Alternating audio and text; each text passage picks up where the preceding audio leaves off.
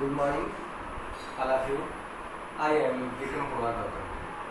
जैसा कि बेटा हम क्लास 12 का चैप्टर नंबर 1 के बारे में डिस्कस कर रहे थे। अब तक हमने जो भी डिस्कस किया चैप्टर नंबर 1 में वो नियर अबाउट हम लास्ट स्टेज पे चल रहे हैं। एक दो लेक्चर और बचे होंगे बेटा, कंप्लीटली मेरे हिसाब से 2 लेक्चर और होंगे और आपका ये चैप्टर समाप्त हो जाएगा। हमने अब तक जितने भी लेक्चर में जितने भी एनसीईआरटी में उसकी एक एक लाइन लिखी थी उसको हमने बहुत अच्छे ढंग से बहुत अच्छे तरीके से हमने डिस्कस किया बेटा। अब तक 10 लेक्चर हमने आपको दे रखा है चैप्टर नंबर में और आशा भी करता हूँ कि आपको सारे के सारे क्वेश्चंस आपको समझ में सारे के सारे आंसर आपको पता हो गए होंगे जो लेक्चर में आपने सुना हुआ था। और डेली का डेली हम आपको कुछ न कुछ क्वेश्चन देते रहते हैं ताकि आपका प्रिपेयर होता रहे और आपको क्वेश्चन कहाँ से बनने वाला है वो आपको मालूम रहता है।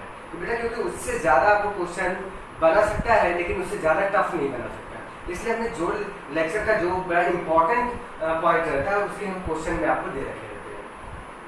तो चलिए बेटा देखते हैं हम कि अब तक हमने क्या किया था कि जो सेक्सुअल रिप्रोडक्शन था, जो चैप्टर का नाम था आपका reproduction in living reproduction in organism, उसमें हमने हर एनसीईआरटी में जो शुरुआत से हमने फंडामेंटल देखा और सारी चीज़ें देखा कि आपका लाइफ स्पेन क्या होती है, उसके फेजेस हमने देखे थे, उसके फेजेस में हमने डिस्कस किया हुआ था। उसके बाद हमने डिफरेंट टाइप्स के एनिमल्स के लाइफ स्पेन देखी थी। उसके बाद हमने रिप्रोडक्शन देखा, टाइप्स ऑफ रिप्रोडक्शन देखा और लास्ट वाली पॉइंट जो हमारी चल रही है वो चल रही है हमारा इवेंट्स इन सेक्सुअल रिप्रोडक्शन। तो हमने अब तक कंप्लीट नहीं हुआ इवेंट्स इन सेक्सुअल रिप्रोडक्शन में।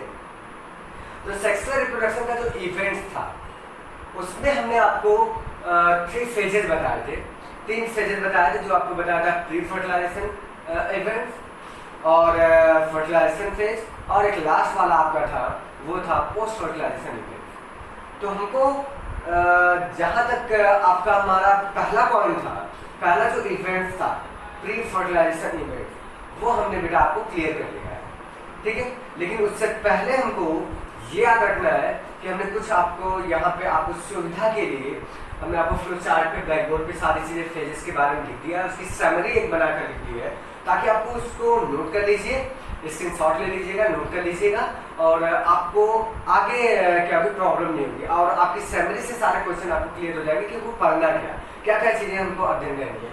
तो जैसे हमने बताया था यहाँ पे आते हैं ब्लैक बोर्ड पे अपने कि हमने क्या क्या आपको समरी में लिखा हुआ।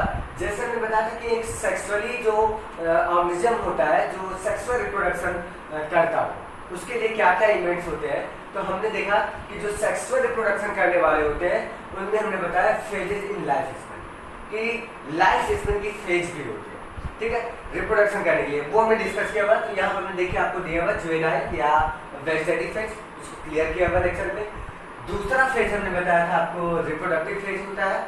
तीसरा आपको क्या होता है बेटा सेनेसेंट फेज होता है, एजिंग भी कह सकते हो, एजिंग फेज होता है।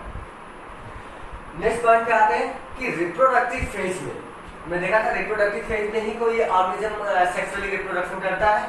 तो उसमें हमने देखा हुआ है कि आपको यहाँ पे लिखा हुआ है इवेंट्स इन रिप्रोडक्शन, कि उसमें क्या क्या इवेंट्स होते हैं। तो 3 इवेंट्स हमने बताया था आपको, एक प्री फर्टिलाइजेशन इवेंट, फर्टिलाइजेशन होता है इसको डिस्कस करना अभी है, और लास्ट वाला आपका था क्या पोस्ट फर्टिलाइजेशन इवेंट। नेक्स्ट आते हैं कि प्री फर्टिलाइजेशन इवेंट्स में आपको जो एनसीईआरटी में मेंशन किया हुआ था वो हमने डिस्कस किया था कि उसमें 2 फेज बड़े इंपॉर्टेंट थे और याद रखने का बड़ा वेरी वेरी इंपॉर्टेंट फेज है, क्योंकि एनसीईआरटी में जो मेंशन किया हुआ कभी कभी एग्जाम में भी पूछे जाते हैं या फिर नीट वाले एग्जाम में भी पूछ लिए जाते हैं कि प्री फर्टिलाइजेशन इवेंट में कौन कौन से सब फेज आते हैं। तो वो आपको कौन सा हमने बताया था बेटा गैमीटोजेनेसिस अर्थात formation of gametes, and next बताया था गैमीट ट्रांसफर जो हमने अभी अभी ये पिछले लेक्चर में क्लियर किया हुआ था, ठीक है, गैमीट ट्रांसफर एंड गैमीटोजेनेसिस। नेक्स्ट आते हैं बेटा कि इसमें फर्टिलाइजेशन में आपको हमने देखना है, इसको अध्ययन करना है।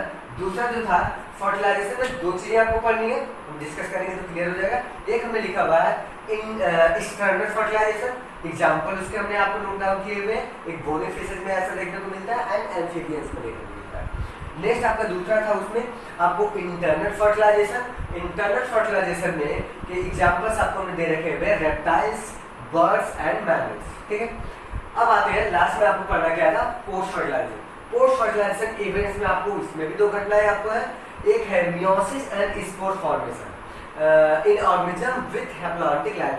हैप्लॉन्टिक जो लाइफ स्पेस शो करते हैं उनमें मियोसिस एंड स्पोर का फॉर्मेशन होता है जो डायरेक्टली जर्मिनेट करते हैं, तो वो आपको देखना है पोस्ट फर्टिलाइजेशन इवेंट में। और लास्ट में आपको मियोसिस एंड एम्ब्रियोजेनेसिस, इसको हम सारे में डिस्कस करना। तो आप बेटा इसको स्क्रीनशॉट ले लीजिए और अच्छे से एक चार्ट आप स्मूथ फेस लीजिएगा और आप कलरफुल पेन का या फिर स्केच पेन का जैसे भी आपको है आप अच्छे तरीके से इस तरह से आपको क्या करेंगे इमेज बना लीजिए, ये सारे फिगर बना लीजिएगा ताकि आपको अच्छी तरह से हो और आप चेक भी करवा लीजिएगा। ऐसा नहीं कि आप बना के अपने चार्ट पे और रख लिया। तो हमने बताया सादे पेज लीजिएगा, उस सादे पेज पे आपको क्या करना है, ये आपको बेटा इस तरह से जैसे हमने बनाया होगा वो सारी चीज़ें बनानी है आपको। बना के आपको क्या होता है आप क्या कहते हैं ग्रुप में डाल दीजिएगा, हम तो चेक कर लेंगे, ठीक है। तो ये बेटा आपको स्क्रीनशॉट ले चुके होंगे शायद, तो हम अपने लेक्चर को कंटिन्यूअस करते हैं इसके बाद, ठीक है। साथ हो गया होगा तो स्टार्ट करते हैं बेटा, चलिए। तो हमने अब तक कहाँ पढ़ा हुआ है, ये प्री फर्टिलाइजेशन इवेंट अर्थात गैमेटोजेनेसिस एंड गैमीन ट्रांसफर पढ़ लिया। आज का जो टॉपिक है वो हमारा है फर्टिलाइजेशन। तो हम देखते हैं बेटा फर्टिलाइजेशन के बारे में देखेंगे।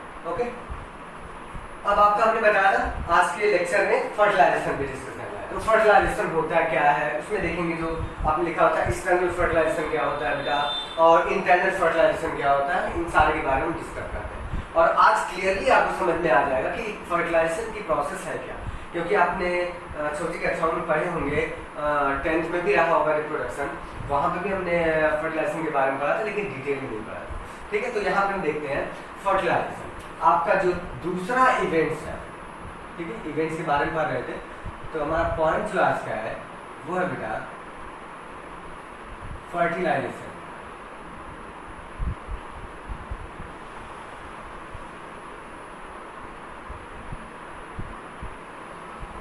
चलिए देखते हैं कि फर्टिलाइजेशन होता क्या। तो ध्यान रखिएगा जैसे हमने गैमेट ट्रांसफर का बताया कि गैमेट ट्रांसफर क्या होता है, तो वो आपको याद रखना है कि वो प्रोसेस क्या होता है। तो देखिएगा कि फर्टिलाइजेशन क्या है।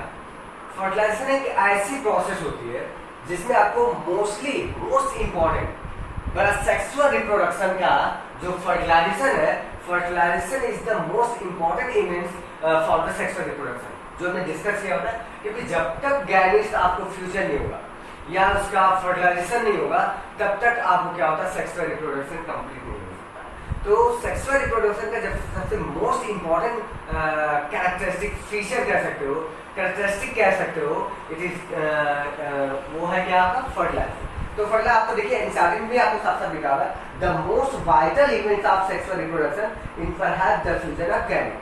तो ध्यान रखिएगा कि इसमें क्या होता है कि कहना क्या चाहते हैं एनसीईआरटी कि फर्टिलाइजेशन एक मोस्ट इम्पॉर्टेंट जो इवेंट घटित होता है जो आपको क्या कहते हैं सेक्सुअल रिप्रोडक्शन में। तो सेक्सुअल रिप्रोडक्शन के जो इवेंट्स है इसमें होता क्या बेटा कि जैसे हमने देखा गैमीट बना था, गैमीट का फॉर्मेशन हुआ, जैसे हमने प्री फर्टिलाइजेशन इवेंट में देखे गैमीट का जैसे फॉर्मेशन हो गया तो गैमीट का ट्रांसफर हुआ। गैमीट का ट्रांसफर की प्रोसेस को हमने देख लिया, कुछ प्लांट्स में देखा हमने, एनिमल्स में भी बताया था डिस्कस करके लेक्चर में, जो पिछला लेक्चर था हमारा ट्रांसफर का उसमें, तो किस तरह से ट्रांसफर हुआ।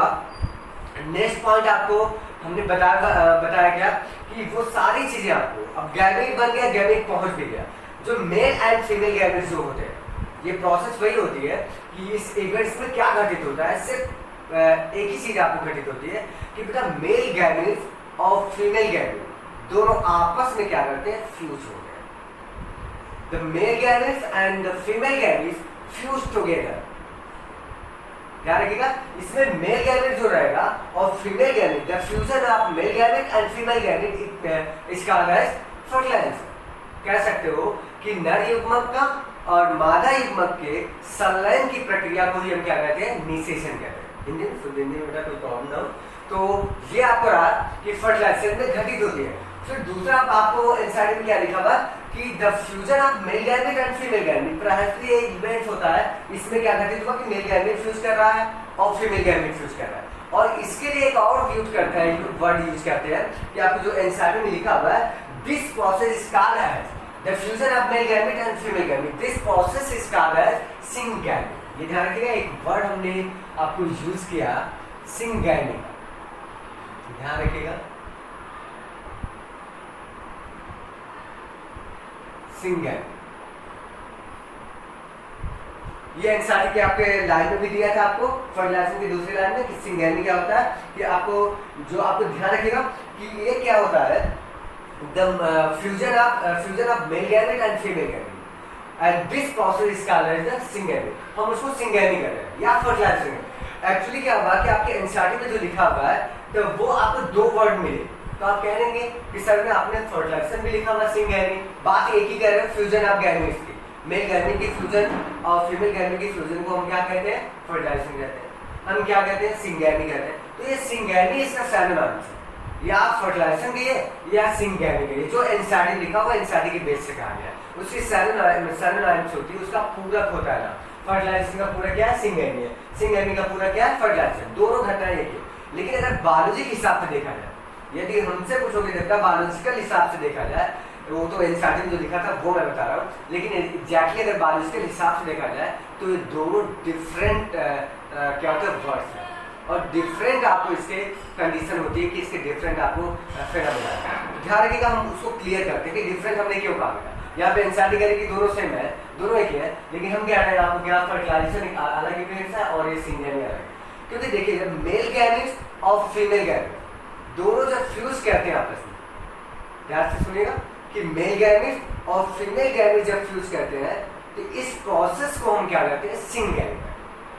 वो जो गैमेट का फ्यूजन है उस प्रोसेस को हम सिंगैमी कहते हैं, जबकि फर्टिलाइजेशन एक ब्रॉडर एस्पेक्ट है, अर्थात जब फ्यूजन होता है तो उसमें फ्यूजन में गैमेट फ्यूज किया, उसका न्यूक्लियस फ्यूज किया, उसके क्रोमोसोम्स नंबर क्या हुए, वो क्या हुए, फ्यूज किया आपस में, साथ में पेयरिंग किए, उसके बाद आपको क्या बना, आपको जाइगोट बना, जाइगोट फॉर्मेशन हुआ, अर्थात कह सकते हो कि उसका केमिकल कितना कंपोजिशन मिला।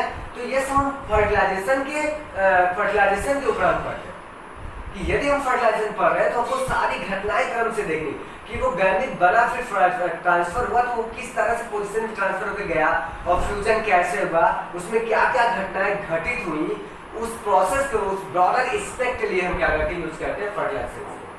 लेकिन आपको एनसीईआरटी बेस पे चलेंगे तो बेटा आपको सिनोनिम्स है, the fusion of male gamete and female gamete is called as this phenomena is called as syngamy और फर्टिलाइजेशन।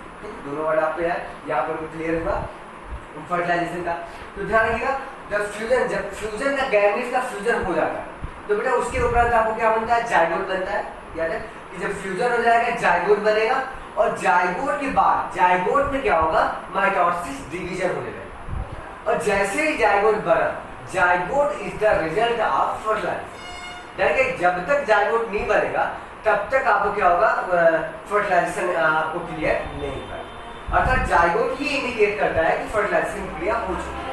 तो हमको क्या करना है कि फर्टिलाइजेशन जो हुआ, जो जाइगोट बना, और जैसे ही जब जाइगोट बन गया बेटा तो जाइगोट आपको माइटोसिस में भाग लिया, उसका डिवीजन हुआ, उसका डेवलपमेंट हुआ, और फिर एम्ब्रियो का फॉर्मेशन हो गया। तो वो प्रोसेस आपको आ जाती है पोस्ट फर्टिलाइजेशन में। हमको सिर्फ फर्टिलाइजेशन का इवेंट है, जाइगोट तक बनने तक की प्रोसेस।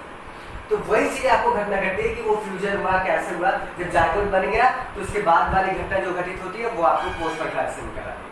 तो यहाँ पे हमने देखा कि जाइगोट का फ्रॉस है। अब बात आती है कि ऐसा क्यों होता है, तो ध्यान रखिएगा सेक्सुअल रिप्रोडक्शन को हमने बताया हुआ है कि sexual reproduction is the most important या फिर more complex process in reproduction. Reproduction का सबसे मोर कॉम्प्लेक्स प्रोसेस होता है। इसको समझने के लिए बेटा हम सोचे कि कितने लेक्चर लिए हुए सेक्सुअल रिप्रोडक्शन का, तो वो एक एक पॉइंट आप देखते चले गए, बारी बारी से लेक्चर सुनते चले गए, तो आपको क्लियर हुआ कि रिप्रोडक्शन, सेक्सुअल रिप्रोडक्शन कितना कॉम्प्लेक्स था।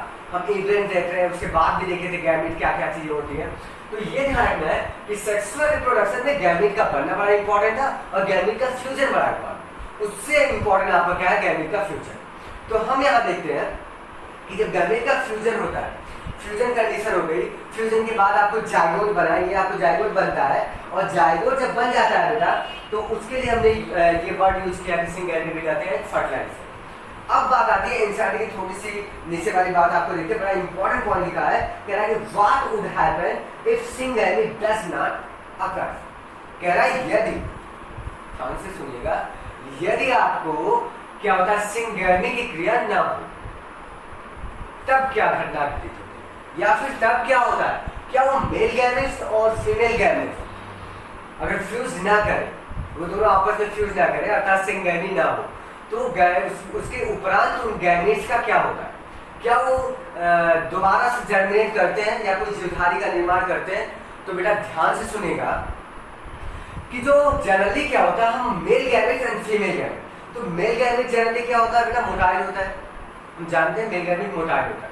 और ये ध्यान रखिएगा कि मेल गैमेट्स के पास साइटोप्लाज्म क्या होता है, बहुत कम मात्रा में होता है, इनसफिशिएंट क्या होती है, क्वांटिटी में होता है, कम मात्रा में होता है। इसलिए यदि फ्यूजन नहीं हुआ फीमेल गैमेट, क्योंकि फ्यूजन तो करेगा कौन, हम जानते हैं कि फीमेल गैमेट जो है वो नॉन मोटाइल है, क्या रहा कि फीमेल गैमेट क्या है बेटा, नॉन मोटाइल है, वो तो अपने स्थान पर तरीके से उसको फ्यूज करने के लिए किसको ट्रांसफर करके जाना है, मेल गैमेट को, और मेल गैमेट के पास आपको साइटोप्लाज्म इनसफिशिएंट मात्रा में है, अर्थात बहुत कम मात्रा में है। तो कंडीशन क्या होगा, जब फ्यूजन नहीं हुआ, सिंगुलरिटी नहीं हुई, फ्यूजन का नहीं हुआ, तो आपको क्या करेगा, मेल गैमेट कि बेटा इतनी कैपेसिटी नहीं होती है कि मेल गैमेट जर्मिनेट करके नए पौधे का निर्माण करे, या फिर एंथ्रोजोआइट्स जर्मिनेट करे डायरेक्टली और किसी पौधे का निर्माण करे, या फिर स्पर्म से कोई एनिमल्स का फॉर्मेशन हो जाए। ऐसा कभी भी किसी बुक में हमने पढ़ा नहीं है, और नहीं आपने कभी सुना होगा कि स्पर्म से कोई जीवधारी बन गया। हाँ, लेकिन ये सुना होगा, ये ध्यान रखिएगा, जो ओवम होती है अर्थात एग, ये एक का फर्टिलाइजर अगर नहीं कर पाया तो वो मेल वाला गैमेट तो डिस्ट्रॉय हो जाता है, डेड कर जाता है। लेकिन जो ओवम होती है अर्थात एग जो होता है, प्लांट्स के लिए हम एग बताया था, ओवम हम एनिमल्स के लिए वर्ड यूज करते हैं फीमेल गैमेट्स को, तो एग जो होगा, और ये क्या होता है, इसके पास सफिशिएंट मात्रा में आपको साइटोप्लाज्म होते हैं, अर्थात वो अगली लाइफ साइकिल को या लाइफ को प्रोसेस को इन्वॉल्व करने के लिए कैपेबिलिटी है उसके पास, ओवम के पास। तो ओवम क्या करेगी, अनफर्टिलाइज्ड एग हो या ओवम, वो अनफर्टिलाइज्ड एग से ही क्या होता है, विदाउट फर्टिलाइजेशन के, विदाउट सिंगुलरिटी भी क्या होता है, वो जीवधारी का निर्माण कर लेगी। तो ध्यान रखिए, ऐसे प्रोसेस को हम क्या कहते हैं, पार्थिनोजेनेसिस कहते हैं। एक वर्ड याद रखिएगा, बड़ा इंपॉर्टेंट वर्ड है, पार्थिनोजेनेसिस। पार्थिनोजेनेसिस,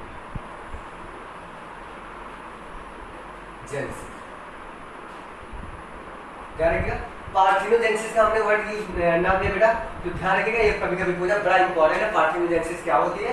तो आप बताओगे कि इस पार्थिनोजेनेसिस में आपको कि इसमें क्या होता है कि बेटा कंडीशन होती है कि देखा गया है कि यदि आपको देखा जाए तो इस पार्थिनोजेनेसिस में विदाउट फर्टिलाइजेशन के, अर्थात विदाउट सिंगुलरिटी के, बिना फ्यूजन के गैमेट से क्या होता है, आपको जो फीमेल एग होती है वो डेवलप हो जाती है और नए ऑर्गेनिजम्स का, एक न्यू इंडिविजुअल्स का फॉर्मेशन करते हैं। तो इसके लिए हम कहते हैं क्या, दिस प्रोसेस का पार्थिनोजेनेसिस, उसको पार्थिनोजेनेसिस कहते हैं। अब एक इसका एग्जांपल क्या क्या है, तो आपके एनसीईआरटी में एग्जांपल दिया होगा बेटा, बड़ा इंपॉर्टेंट एग्जांपल है, आपको कहाँ पे देखने को मिलता है, तो आपको सिंपल से बात है बेटा, आपको रेप्टाइल्स में देखने को मिलता है, अर्थात सॉरी रेप्टाइल्स क्या है, लीजर्स, रेप्टाइल्स नहीं आती फिलहाल लीजर्स, तो लीजर्स में देखने को मिलता है आपको, लीजर्स भी। उसके बाद आपको देखने को मिलता है हनी बी में, इंसेक्ट जो हमने बताया, इंसेक्ट में देखने को ऐसा मिलता है, हनी बी इसका बेस्ट एग्जांपल है। हनी बी में क्या होता है, अनफर्टिलाइज्ड एग से ही क्या करता है कि आपको निर्माण हो जाता है किसका, वर्कर्स का, तो वो हम देखेंगे। तो वो कंडीशन मिला आपको बेटा, और एग्जांपल आपको जो एनसीईआरटी में लिखा हुआ हनी बी और हाँ लीजर्स हुआ, और आपको लिखा हुआ था बर्ड्स जो होता है, एक टर्की बर्ड होता है उसमें, और रोटिफर्स। ठीक है, तो ये एग्जाम्पल आपको रहेगा, याद रखिएगा। In some animals example rotifers, plants का रोटिफर्स में आपको होता है, हनी बी में होता है, आपको क्या कहते हैं हमने लीजर्स में देखने को मिलता है, और हमने आपको बताया लास्ट वाला पॉइंट का बर्ड्स में कौन सा, टर्की में। ठीक है, टर्की क्वेश्चन में आपको दिया हुआ एनसीईआरटी में, तो ये मेन इंपॉर्टेंट है आपको पार्थिनोजेनेसिस से।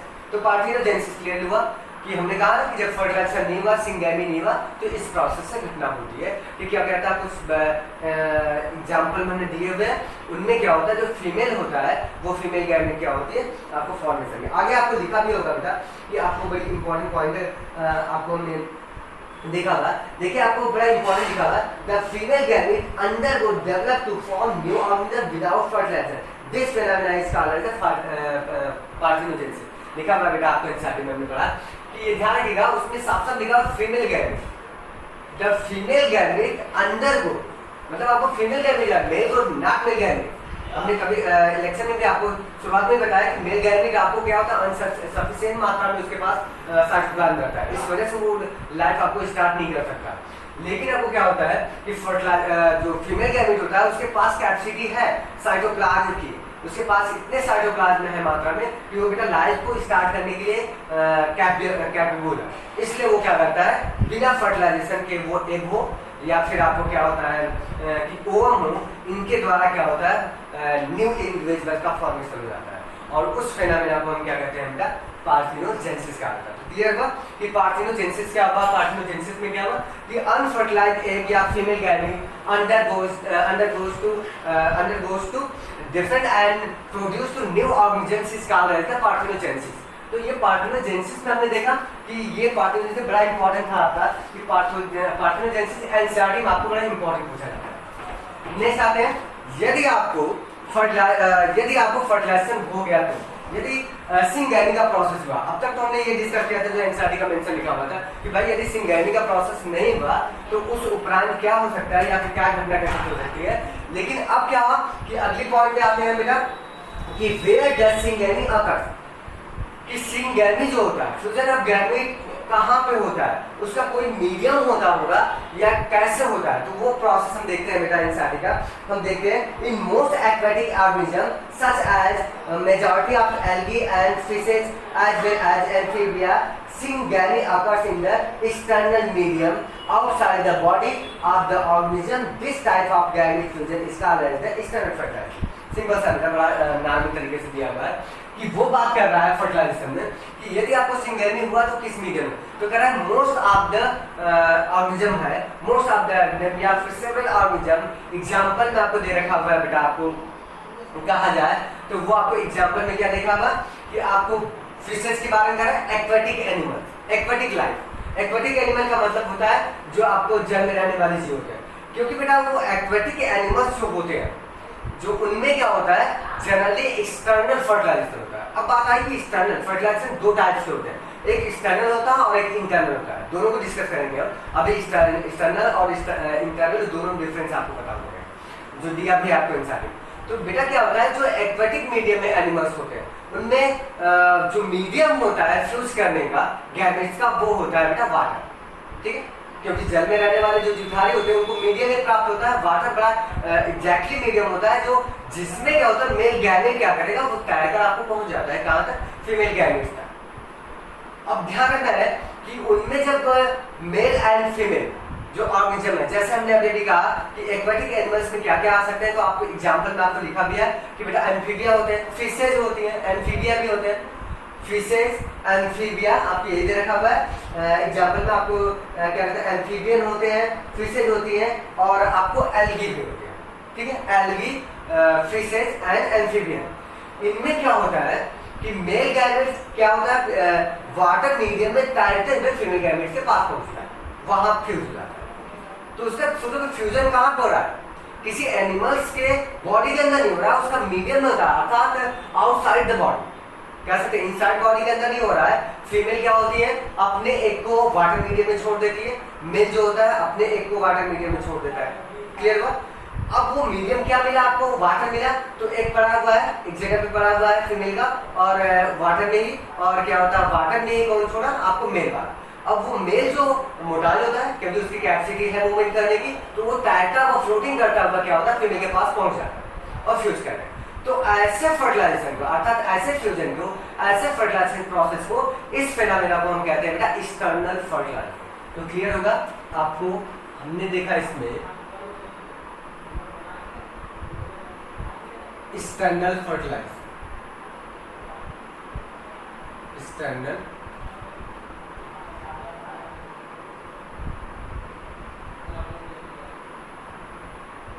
फर्टिलाइजेशन।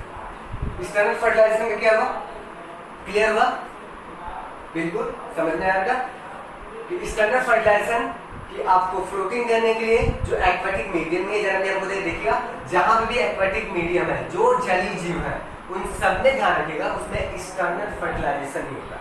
क्यों होता है तो आप बता सकते हो, क्योंकि उनको एक मीडियम प्राप्त होता है और इस मीडियम की वजह से वो क्या होते हैं बेटा, जो मेल गैमेट और फीमेल गैमेट क्या होता है तैरते हुए फ्यूजन करते हैं। और हाँ, ये भी आपको होता है कि बाई चांस होता है। तो ध्यान रखिएगा इस नंबर्स में क्या होते हैं, इसमें ढेर सारे आपको क्या होते हैं गैमेट्स है, वो मेल गैमेट हो चाहे फीमेल गैमेट, ढेर सारे नंबर्स में क्या होते हैं वो इंडिविजुअल्स आपको क्या करते हैं रिलीज करते हैं। अब एम्फीबियंस में क्या लिखा हुआ है कि रिलीज करने की बाई चांसेस की वजह से, तो आपको दिया हुआ है उसका क्या कहते हैं एम्फीबिया के अनुसार। एम्फीबिया में आपको फ्रॉग आता है, फ्रॉग का एग्जांपल आपको लीजिएगा। फ्रॉग में हमने देखा हुआ कि बड़ा इंपॉर्टेंट सिंक्रोनी होती है। सिंक्रोनी का मतलब बेटा उनमें अट्रैक्शन होता है, अर्थात उनकी अट्रैक्टिबिलिटी होती है। मेल एंड फीमेल इंडिविजुअल आपस में नजदीक नजदीक आते हैं, बॉडी उनकी अटैच होती है, और ऐसा नहीं कि उनमें इंटरनल फर्टिलाइजेशन होगा, वो बॉडी अटैच तो होती है। इसलिए होता है क्योंकि यदि आपको सपोज दैट करो कि फीमेल कहीं और पे है, वहां पे एक को आपने लिंक कर दिया जल में और मेल वाला अलग लिंक कर दिया, क्या पता वो वहां तक पहुंच पाया कि नहीं, बीच में ही सारे डैमेज हो गए, डेट कर गए, तो उनका फ्यूजन तो नहीं हो पाया, इंडिविजुअल भी बन नहीं पाएगा। तो इस कंडीशन से उनमें क्या होता है एम्फीबियस में जो फ्रॉग है बेटा, उनमें क्या होता है सिंक्रोनी होती है, जनरली वो पास पास आते हैं, अट्रैक्टेबल होते हैं उनमें सीजनल, क्योंकि सीजनल ब्रीडर्स होते हैं बेटा, हमने पिछले लेक्चर में लिखा हुआ है सीजनल ब्रीडर्स क्या होते हैं और कंटिन्यूअस ब्रीडर क्या। तो सीजनल ब्रीडर्स ही है, जैसे सीजन आता है तो बेटा वो कंप्लीटली अट्रैक्ट होते हैं मेल फीमेल एक दूसरे की तरफ, और वो पास पास आते हैं। इस वजह से जहाँ पे मेल वाला मेल गैमेट और फीमेल जो होती है अपने गैमेट्स को, ओवम को एक जगह पे ही क्या करते हैं रिलीज करते हैं। तो वो वहाँ पे चांसेस क्या होते हैं अधिक होते हैं, क्या होते हैं सिंगैमी होने के या फर्टिलाइजेशन होने के चांसेस अधिक होते हैं। इस वजह से ऐसा होता है। जैसे वहाँ पे चांसेस होते हैं तो बेटा हमने देखा कि ढेर सारे नंबर्स में आपको गैमेट्स बनते हैं, ढेर सारे नंबर्स में आपको गैमेट्स जब बनते हैं बेटा, तो ध्यान रखिएगा ढेर सारे नंबर्स में जब गैमेट बनते हैं, सॉरी जायगोट बनता है, ढेर सारे जायगोट बनते हैं, लेकिन पता क्या चलता है कि एडल्ट अवस्था आते आते एडल्ट तक आते आते मेच्योरिटी तक आते आते कि उनमें से ढेर सारे इंडिविजुअल्स क्या होते हैं बेटा म्यूटेट कर जाते हैं, अर्थात उस पे प्रीडेटर होते हैं, कुछ से बड़े जीव जो होते हैं उनको खा जाते हैं बेटा। जमीन में रहने वाले सुना कि बड़ी मछलियाँ छोटी मछलियों के बच्चे को खा जाते हैं। तो ये ध्यान रखेगा। तो कभी ऐसे ही है उनका फर्टिलाइजर होने के बावजूद भी उनके जो नंबर्स होते हैं एडल्ट एज तक आते आते बहुत ही लेवल में कम हो जाते हैं। तो प्रकृति ने, नेचर ने इन्वॉल्व किया जो एक्सटर्नल फर्टिलाइजेशन था, एक्सटर्नल फर्टिलाइजेशन के उपरांत ही बना आपको इंटरनल फर्टिलाइजेशन हम देखेंगे कि प्रकृति ने उसको चयन किया। तो आपको देखा कि इवोल्यूशन जब पढ़ेंगे होता कि नेचर में एक कैपेसिटी होती है कि सर्वाइवबिलिटी, फिटेस्ट का मतलब जो ज्यादा कैपेसिटी रखता हो सर्वाइव करने की, वहां पे आपको क्या होती है बेटा सर्वाइवबिलिटी करने की, वो प्रकृति में ज्यादा इन्वॉल्व होता है, ज्यादा एक्टिव होता है, उसकी लाइफ स्पेन ज्यादा होती है, या फिर आप जनरली कह सकते हो वो आपको आगे तक करता है। जैसे यहाँ पे अपने लेक्चर को विराम देकर कुछ थोड़ी सी बात हम सोचते हैं, एग्जाम्पल लेते हैं कि क्यों ऐसा होता है।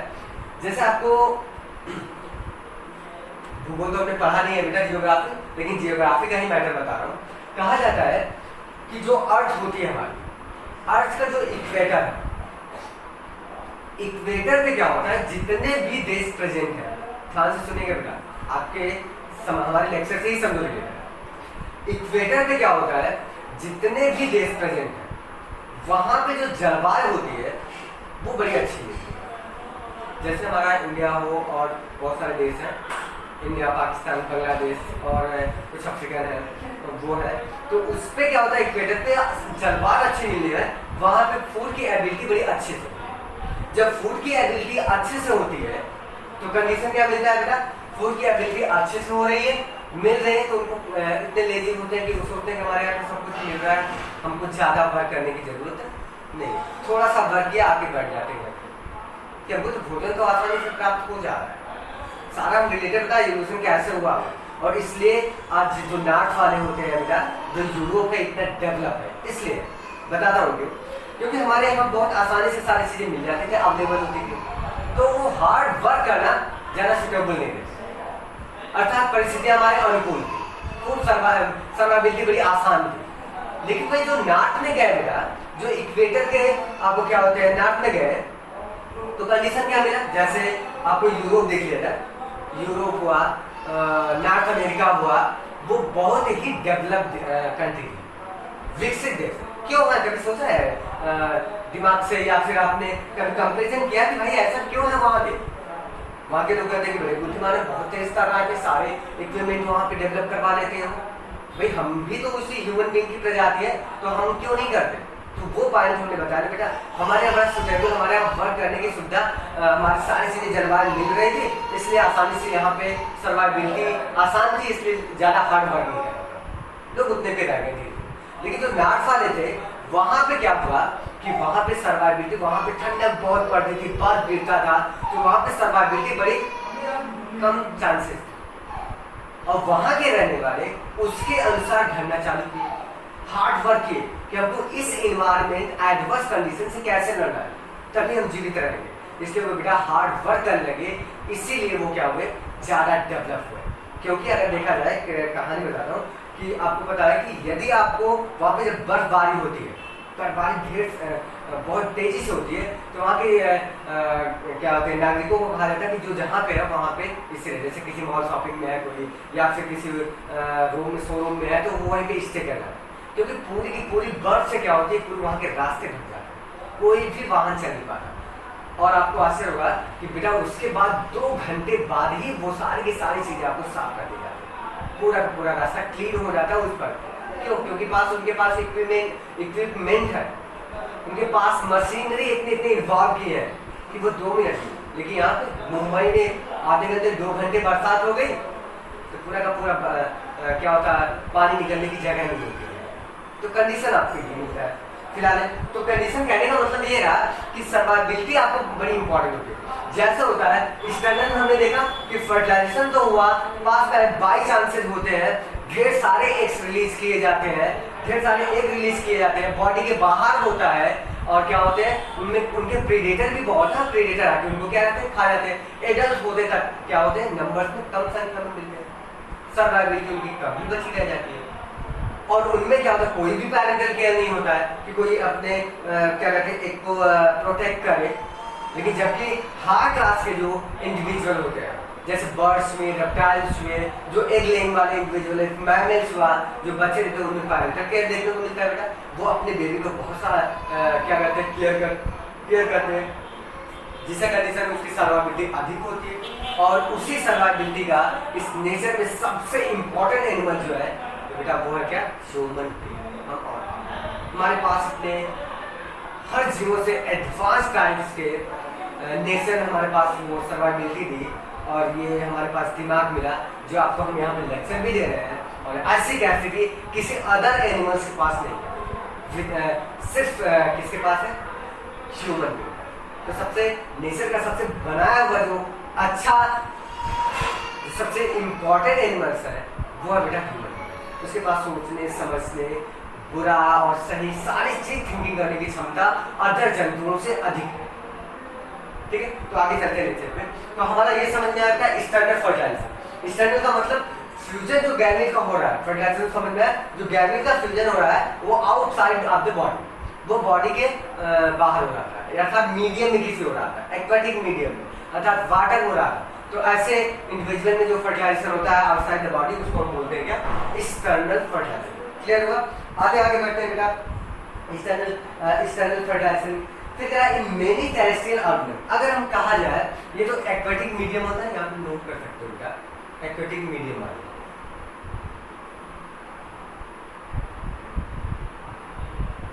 एक्वेटिक मीडियम होता है। और उसके बाद दूसरा हमको करना है इंटरनल फर्टिलाइजर। इंटरनल को हम देखेंगे, इंटरनल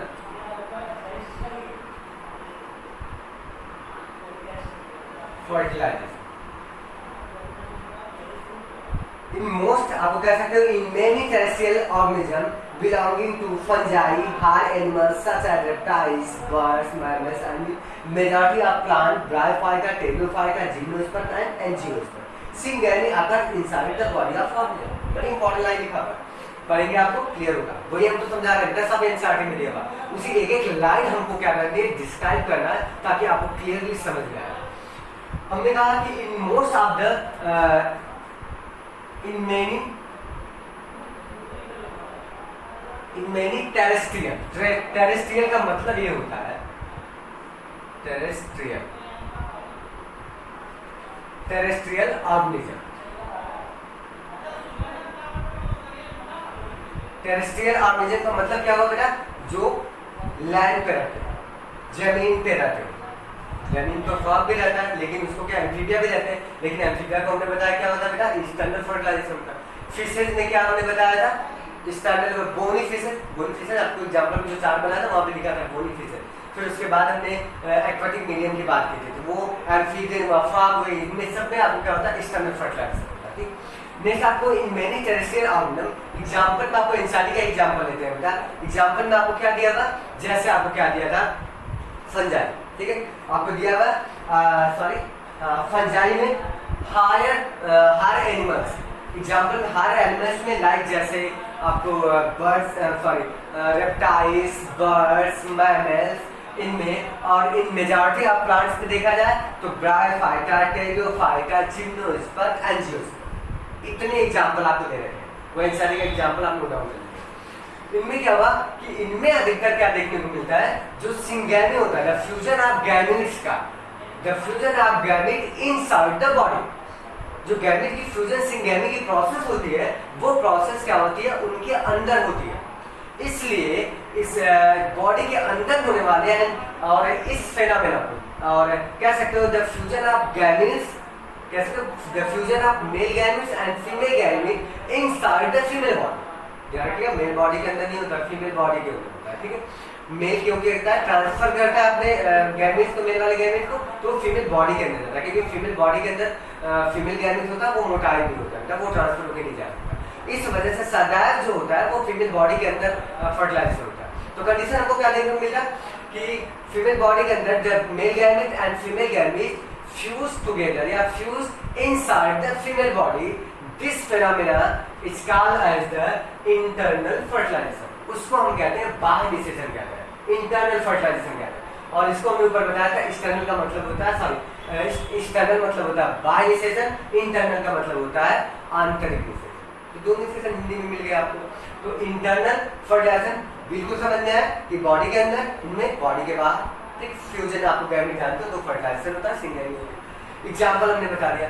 अब कंडीशन आती है बेटा कि फ्यूजन इसका हो गया और इनमें क्या होता है, इंटरनल जो फर्टिलाइजेशन होता है कि इनमें ऑर्गेनिज्म जो होते हैं, इनमें एक का फॉर्मेशन होता है। ठीक है, जो हमने देखा एक का फॉर्मेशन होगा, एक को कैपेसिटी डेवलप हो जाती है इनको कैरी करने की, और वो अपने एक का क्या होती है, पैरेंटल केयर देखने को मिलता है, क्योंकि ये हार्ड क्लास इवोल्यूशन होता गया और एक्सटर्नल से इंटरनल। ऐसा क्यों हुआ, क्योंकि इंटरनल में बाई चांस होता था, बहुत सारे प्रीडेटर खाते, अब वो प्रकृति ढूंढने लगा कि भाई हम क्या सा मीडियम ढूंढे या क्या ऐसी प्रोसेस ढूंढे जिससे इससे हमको छुटकारा मिला।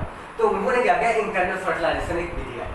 तो इंटरनल फर्टिलाइजर बॉडी के अंदर होता है, चांसेस अधिक रहते हैं फर्टिलाइज होने के, और इनमें भी क्या होता है, मेल गैमेट का प्रोडक्शन ज़्यादा होता है और फीमेल गैमेट ध्यान रखिएगा, फीमेल गैमेट कम बनती है क्योंकि उसको डिस्ट्रॉय होने के चांसेस कम रहते हैं। तो फीमेल गैमेट क्या होता है, फीमेल के पास ही रहता है, मेल गैमेट अधिक संख्या में प्रोड्यूस होकर वहाँ तक पहुँचते हैं, और जबकि फर्टिलाइज करने के लिए सिर्फ एक ही मेल गैमेट की आवश्यकता होती है, उसमें सारे मेल गैमेट फ्यूज नहीं करते। फर्टिलाइजेशन में सिर्फ आपको एक ही मेल गैमेट फ्यूज करता है किससे, फीमेल गैमेट के साथ, ठीक है। निकलते ढेर सारे कॉपुलेशन के दौरान, जैसे हमने कहा कि मेल और फीमेल ह्यूमन बीइंग में मेल और फीमेल जब कॉपुलेशन करते हैं, इंटरेक्ट होते हैं, तो उनके द्वारा जो कॉपुलेशन के द्वारा इजैकुलेशन होता है, उस सीमेन में, मेल के सीमेन में करोड़ों स्पर्म होते हैं, जबकि फीमेल की बॉडी सिर्फ एक ही स्पर्म ओवुलेशन के उपरांत क्या होता है, उनकी बॉडी में निकला जाता है फॉलिकल। लेकिन ये मेल गैमेट ढेर सारे जाते हैं। तो कंडीशन ये हमको देखने को मिला कि इसको हमने कहा बेटा इंटरनल फर्टिलाइजेशन में ऐसा होता है। कंडीशन आपको ये मिली आपको इंटरनल फर्टिलाइजेशन में, तो ये आपको कहा गया बेटा कि इनमें मेल गैमेट और इनमें मोर लार्ज नंबर में ढेर सारे निकलते हैं। तो ये देखा था प्लांट में, हमने देखा था ना कल वाले लेक्चर में, प्लांट में हमने क्या देखा हुआ था कि कंडीशन क्या, पॉलन ग्रेन अर्थात एंथ्रोजॉइट, ये वर्ड यूज किया था, पॉलन ग्रेन एंथ्रोजॉइट। जो एंथ्रोजॉइट होते हैं, पॉलन ग्रेन एंथर से जैसे ही निकलते हैं, तो वो हमने पॉलिनेशन वाला मैटर बताया कि वो बेटा एयर के माध्यम से या फिर वाटर मीडियम के माध्यम से, वो आपको एयर के माध्यम से या कीट के माध्यम से कहाँ पे पहुँचते हैं, स्टिग्मा पे पहुँचते हैं, तो वहाँ पे जर्मिनेट होते हैं, और जैसे ही जर्मिनेट होते हैं तो ध्यान रखिएगा उसका गैमेट क्या होता है, मेल गैमेट, वो मोटाइल नहीं होता है, लेकिन वो जर्मिनेट करके कैरी करती है उस पॉलन ट्यूब का निर्माण का। पॉलन ट्यूब हमने बताया, पॉलन ट्यूब जब निर्माण करती है तो पॉलन ट्यूब कैरी करके पॉलन ट्यूब वो फीमेल गैमेट तक उसको पहुंचा देगी। अर्थात मेल गैमेट क्या होता है, मोटाइल नहीं होता, नॉन मोटाइल होता है, आपको एनसीईआरटी में लिखा भी है, नॉन मोटाइल होता है मेल गैमेट, लेकिन वो पॉलन ट्यूब कैरी करते हैं प्लांट्स में उसमें, और वो फीमेल गैमेट तक पहुंचाते हैं। तो इसके लिए एक प्रोसेस आपको ध्यान रखिएगा, एनसीईआरटी में तो दिया नहीं है लेकिन बाहर से बता देते हैं। उसके लिए हम प्रोसेस ध्यान रखते हैं कि एक वर्ड हमने बताया हुआ था, यदि आपको कोई गैमेट फ्लो करके आपको वाटर मीडियम के माध्यम से फीमेल गैमेट तक पहुंचता है, तो उसके लिए हम वर्ड यूज करते हैं बेटा जूडोगैमी। इस साल हमने किसी लेक्चर में बताया था, जूडोगैमी वाटर मीडियम के साथ जा रहा है,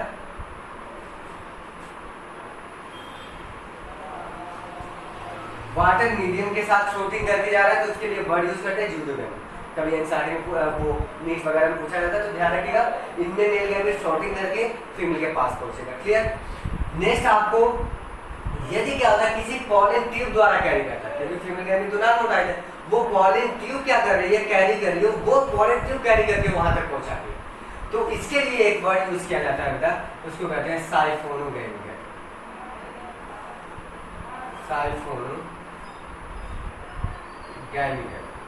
ये दो वर्ड आपको बड़ी इंपॉर्टेंट है, zoidogamy and siphonogamy. Male gamete carry by, किसके द्वारा बेटा कैरी किया जाता है, पॉलन ट्यूब का, कैरी बाई पॉलन ट्यूब। यदि पॉलन ट्यूब के द्वारा कैरी किया जाता है तो उसको हम कहते हैं साइफोनोगैमी कहते हैं, और यदि वाटर मीडियम के द्वारा जा रहा है तो हम उसको क्या कहते हैं, जूडोगैमी कहते हैं। तो ये पॉइंट आपको देखने को मिला। तो हमको आज बेटा यहाँ पे ये चीज़ें आपको समझ में आई। जनरली हमने कहा कि सीड वाले प्लांट में साइफोनोगैमी, सीड वाले जो प्लांट होते हैं उनमें जो मेल गैमेट होता है वो कैरी करने वाला कौन होता है, पॉलन ट्यूब होते हैं, उनके द्वारा जाता है, तो इसलिए हम साइफोनोगैमी कहते हैं। जूडोगैमी जो वाटर मीडियम वाले प्लांट होते हैं उनमें कंडीशन आपको मिलती है। तो ये सारे आपको बेटा फर्टिलाइजेशन के इवेंट थे जो हमने डिस्कस किया, और ध्यान रखिएगा इसका जो हाँ इनमें हमने सारे डिस्कस कर लिए बेटा। उसके बाद ध्यान रखिएगा जो हमने एक्सटर्नल फर्टिलाइजेशन की बात कही थी, वो हमने डिसएडवांटेज हमने बात किया था। तो डिसएडवांटेज अगर कभी पूछा जाए तो वो लेक्चर के दौरान जो हमने लिया था कि प्रीडेटर डिसएडवांटेज ये है कि ढेर सारे नंबर्स में जो गैमेट बनते हैं उनको प्रीडेटर होता है, उनकी एम्ब्रियो को प्रीडेटर खा जाता है। और जबकि एक्सटर्नल में मोस्ट इम्पॉर्टेंट एडवांस टाइप का है, क्योंकि आपने देखा होगा कि बेटा जैसे जो बर्ड्स को देखो अपने एग्स को उस पर बैठ कर वो क्या करती है, हीट प्रोवाइड करती है ताकि वो सुटेबल ढंग से उसमें से चूजे नहीं कर सके, बर्ड्स नहीं कर। और जब तक बेटा वो क्या होता है अपने बल पे नहीं हो जाता या फिर उड़ नहीं सकता, तो वो कैरी करती है उसको सारा उसका जिम्मेदारी वो संभालती है जो फीमेल रहती हैं, और जनरली उसी को कहते हैं बेटा पैरेंटल केयर टेकिंग होता है। और ह्यूमन बीइंग में देखते हो कि जब तक बच्चा बड़ा नहीं हो जाता तब तक पेरेंट्स उसकी देख रेख करते हैं। तो ये सारे प्रोसेस हमने आज डिस्कस किया, और हमने क्वेश्चन तो आज दिया नहीं, तो फिलहाल लेक्चर के लिए इतना ही बेटा। नेक्स्ट वाले लेक्चर में आपको बताएंगे पोस्ट फर्टिलाइजेशन इवेंट्स के बारे में, ठीक है। वो हमारा लास्ट लेक्चर होगा पोस्ट फर्टिलाइजेशन इवेंट्स का, ठीक है। तो नियर अबाउट शायद आपको फर्टिलाइजेशन बिल्कुल समझ में आ गया होगा। एक्सटर्नल फर्टिलाइजेशन क्या होता है, इंटरनल फर्टिलाइजेशन क्या होता है, एग्जाम्पल हमने सारे दे चुके हैं। और वो चार्ट आपको बनाना ना भूलिएगा, वो चार्ट हमें कंफर्म दिखा दीजिएगा बेटा। तो बेस्ट ऑफ लक, पढ़ते रहिए, थैंक्स।